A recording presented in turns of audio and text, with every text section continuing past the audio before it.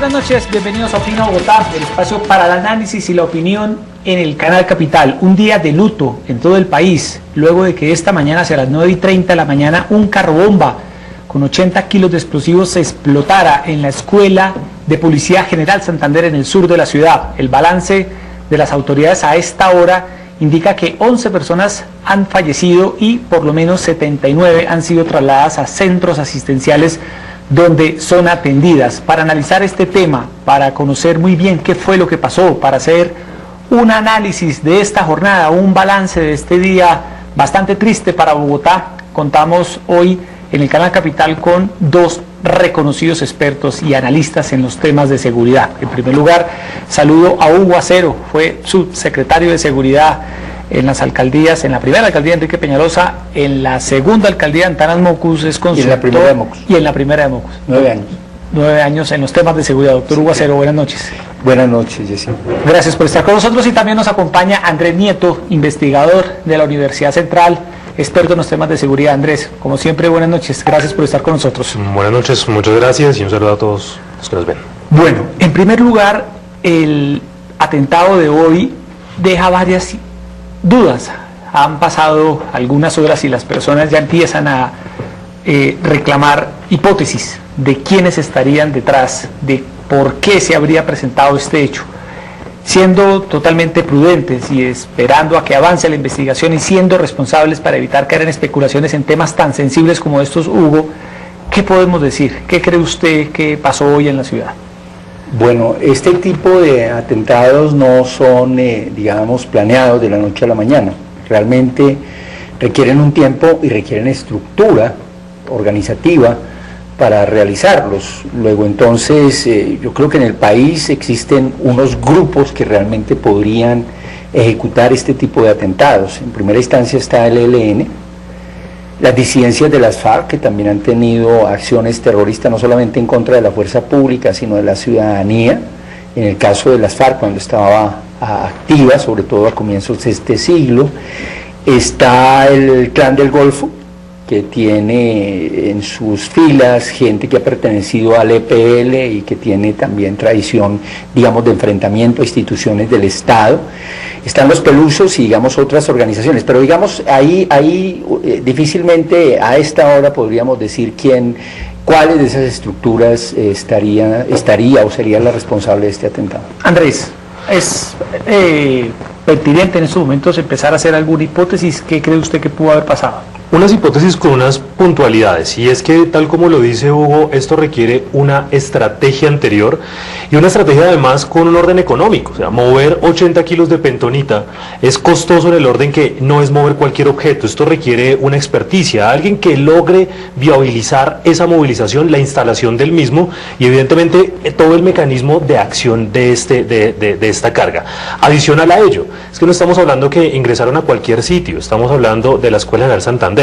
Y es que aquí hay algo que es claro, y es que quien lo hizo y el grupo que lo hizo buscaba un acto mediático de orden internacional en la coyuntura en la que estamos en este país en este momento, porque no solo es atacar al gobierno, es atacar la institucionalidad de la policía, y en un día en el cual teníamos ceremonias de ascenso y algunos reconocimientos que ustedes ya conocen. Es decir, quien lo hizo sabía que hoy estaban no solo unidades de la policía, sino también familiares de los mismos. Eso empieza a marcar una hipótesis, porque hoy justamente, como lo anota usted, profesor Andrés, había una ceremonia de graduación en la Escuela General Santander. La presencia de personas era mayor de la habitual, familias, visitantes, acompañantes de los uniformados, y esta persona que ingresó con el vehículo, Hugo, ¿se descartaría o sería posible pensar que se trataría de un kamikaze, de alguien que entró con un carro bomba dispuesto a inmolarse? Sería algo inédito en la historia del terrorismo, por lo menos en nuestro país en los años recientes. ¿O cree usted que más bien esta persona intentó llegar, como lo dicen algunos testigos, y el perro que estaba en la garita, en la entrada, detectó el explosivo y la persona perdió el control y tuvo que entrar y pues cometer lo que cometió? Bueno, en primera instancia, digamos, este tipo de ceremonias no solamente dan los familiares y quienes, digamos, son reconocidos, ascienden y se le entregan los diplomas, sino también van mandos de la Policía Nacional. y mandos y algunas autoridades y algunas personalidades que son invitadas a este tipo de ceremonias. Luego entonces el objetivo era, digamos, un poco más tarde de lo que realmente sucedió. Ahora, no creo que tengamos todavía en Colombia gente que tenga la capacidad de inmolarse como lo hacen algunas organizaciones terroristas de origen religioso. No creo que eso esté sucediendo realmente en Colombia, tanto así que no hubo un ingreso violento inicial por parte de quien estaba manejando el vehículo, sino que se sometió a una requisa, y digamos al control que tiene la escuela. Tan pronto se dio cuenta, según dicen, que efectivamente habían detectado irregularidades y posiblemente explosivos, simplemente aceleró hacia adentro, tratando inclusive de buscar una salida. Y no creo pues que haya sido la intención de él inmolarse. Tal vez la intención de él era dejar el vehículo estacionado en un sitio determinado, confundirse con los visitantes, que en ese momento eran muchos, porque eran muchas las familias que iban a estar ahí, y seguramente salir antes de que se activara el explosivo. Es decir, dejar el carro bomba ahí, en los parqueaderos de la Escuela General Santander, lo que hubiera podido haber ocasionado, Andrés, una tragedia mucho mayor. Claro, mucho mayor, y hay que barajar aquí también varias cosas, tal como lo acaba de decir el doctor Acero. En Colombia no tenemos esos procesos ideológicos o religiosos que son los que llevarían a otro tipo de atentados. Es decir, aquí no hay alguien que pertenezca a un grupo con unas creencias donde se dé como un tipo de ofrenda, uno. Y dos, evidentemente hay que ver que tras de eso también hay procesos tecnológicos. O sea, no necesariamente la persona tuvo que inmolarse. Hoy perfectamente un artefacto explosivo se puede accionar a distancia, control remoto, y pues al ver esta situación también pudo accionarse por fuera, y la persona que quizás iba a dejar solo el vehículo y escapar, pues terminó lastimosamente en medio de ello. 80 kilos de pentonita, ¿qué es? ¿Qué significa? ¿Qué tipo de explosivo es este, Andrés, Hugo? No, pues simplemente es un explosivo que está en el mercado y fundamentalmente sobre todo de contrabando. Las fronteras y particularmente desde Ecuador se consigue, pero hombre, tuve la posibilidad de ser subsecretario de Seguridad durante todos los atentados terroristas del año 2001 al 2003 de las FARC en Bogotá, y allí utilizaban mucho ANFO, que es entre otras cosas un fertilizante, con la mezcla de otros productos que desde luego producían grandes desastres como nos los produjeron, pero fue realmente un trabajo muy muy importante. Digamos que este tipo de explosivos existe en el mercado para quien los quiera comprar desde el punto de vista legal, y pues las organizaciones lo adquieren, en algunos casos hasta para la minería ilegal, donde se pierden algunos explosivos que se adquieren de manera legal. Eso también hay que mirarlo, no es solamente contrabando de otros países, también de parte de lo que se compra de manera ilegal a veces se pierde.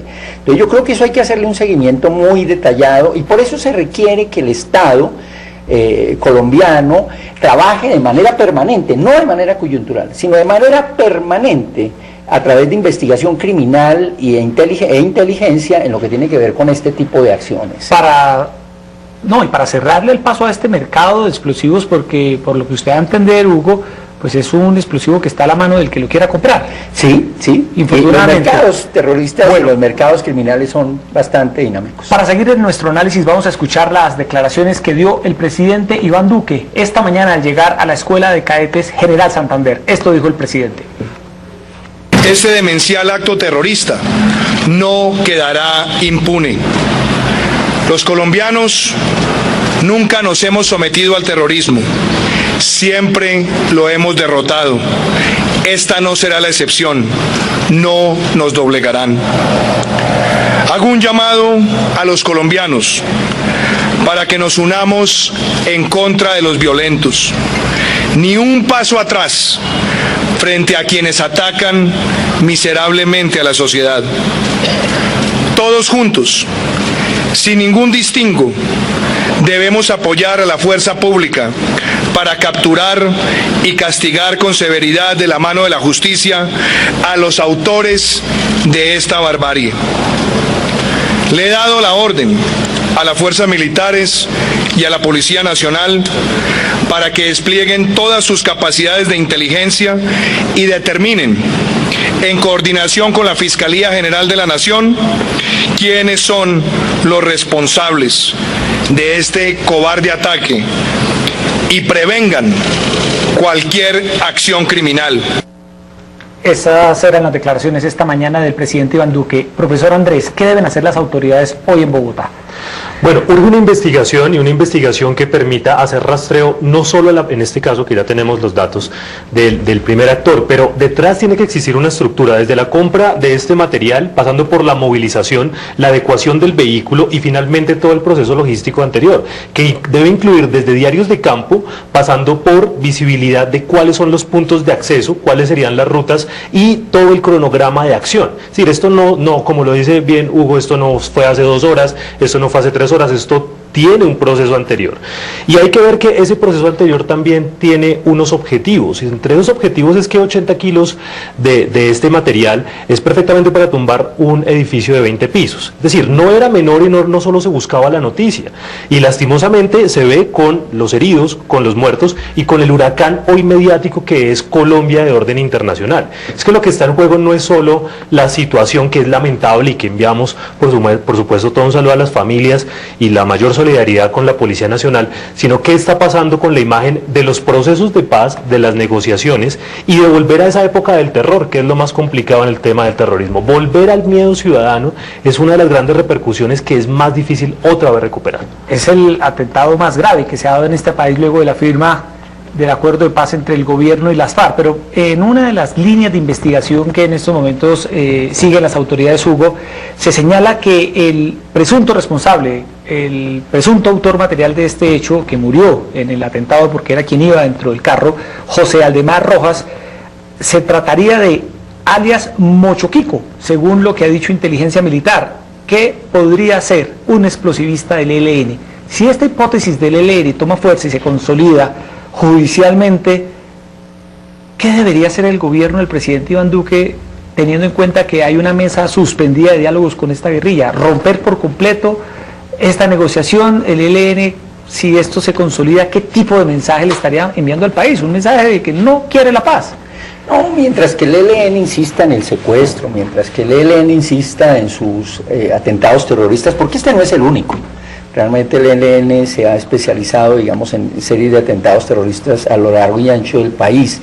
Mientras que insista en su accionar, va a ser muy difícil realmente sentarse a negociar. ¿Y qué le corresponde al Estado? Combatirlo, como lo hizo con las FARC. Diezmarlo. Y yo creo que definitivamente la puerta debe estar medio abierta, porque la única salida que hay con ese, digamos, de conflicto que hay con ese grupo realmente va a ser un proceso de diálogo hacia el final.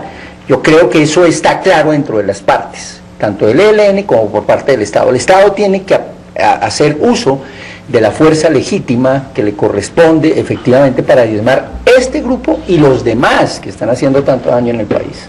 Sobre esta línea de investigación de esta persona que haría parte de las filas del ELN y que nació en Puerto Boyacá, según las investigaciones de las autoridades, también en su momento perteneció a las FARC y fue cercano a alias Granobles, es lo que hasta ahora se ha conocido por información de inteligencia militar. Andrés, sería grave que el ELN estuviera detrás de ese atentado. Sí, no solo grave, sino que nos deja en un panorama muy difícil para esa mesa, nos deja en un panorama muy difícil en el orden de esa búsqueda de paz o de otras condiciones, pero además evalúa qué está pasando con esa mesa, y es que no se puede emular, que es muy seguramente lo que hemos notado muchos colombianos, y es que se emula un protocolo de otro tipo de negociaciones cuando cada uno de estos grupos requiere un proceso particular diferencial y con unos acuerdos distintos y unas reglas distintas del juego, y eso hay que entenderlo porque no podemos entonces sentar a todos los actores de la misma forma, en las mismas condiciones, porque desde el proceso histórico hasta sus intereses son diferenciales. Pero adicional a esto hay algo que también debe empezar a evaluarse, y es el debate público sobre los procesos de atención, sobre la paz, sobre los procesos de diálogo, sobre la misma seguridad y sobre la respuesta del Estado en estas situaciones. Es que no podemos seguir en esto y no podemos volver a la época del miedo, porque si volvemos a la época del miedo, esto va a rehacer unas olas ciudadanas y unas olas que pueden llegar a violencias muy drásticas y que este país ya ha avanzado como para retroceder a ese punto. Bueno, otra de las personas que esta mañana se pronunció y dio el nombre, el vehículo, la General Santander fue el propio fiscal general de la Nación, Néstor Humberto Martínez. Esto dijo el fiscal. En una acción de reacción inmediata de nuestras policías judiciales,